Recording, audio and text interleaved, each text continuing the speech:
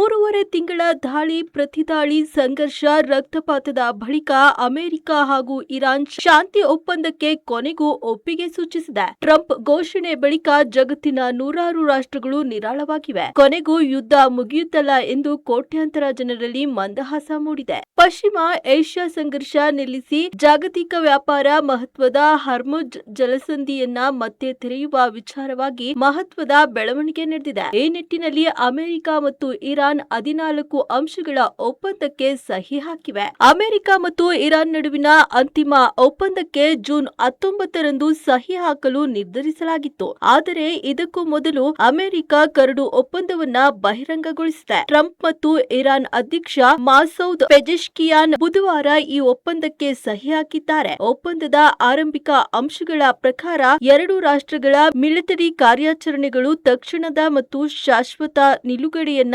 ಘೋಷಿಸಿದೆ. ಇರಾನ್ ಮೇಲೆ ವಿಧಿಸಲಾದ ಎಲ್ಲಾ ನಿರ್ಬಂಧವನ್ನ ಅಮೆರಿಕ ತೆಗೆದುಹಾಕಿದೆ.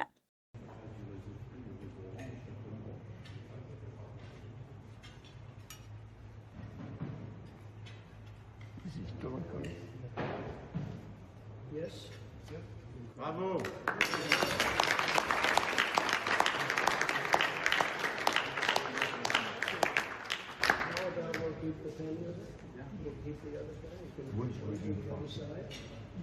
Good job.